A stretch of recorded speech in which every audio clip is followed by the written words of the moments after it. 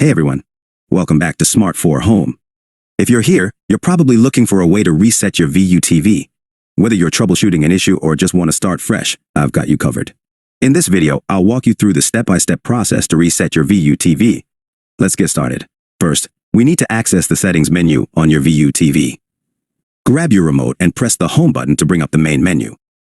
Once you're on the home screen, navigate to the settings icon. It usually looks like a gear or a cogwheel. Select Settings and press OK or Enter on your remote.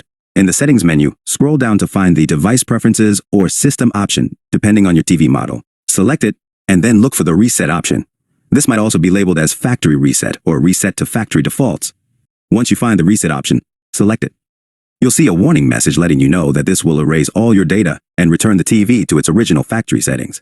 If you're sure you want to proceed, confirm the reset. Use the remote to select OK or Confirm. Your TV will now begin the reset process, which might take a few minutes. Be patient and don't turn off the TV during this time. After the reset is complete, your TV will restart and you'll be greeted with the initial setup screen, just like when you first bought it. Follow the on-screen instructions to set up your TV again. You'll need to reconnect to Wi-Fi, sign into your accounts, and customize your settings. And that's it. Conclusion. And there you have it. Your VUTV is now reset to its factory settings. If you found this video helpful, don't forget to give it a thumbs up and subscribe to our channel for more tech tips and tutorials. If you have any questions or run into any issues, leave a comment below, and I'll do my best to help you out.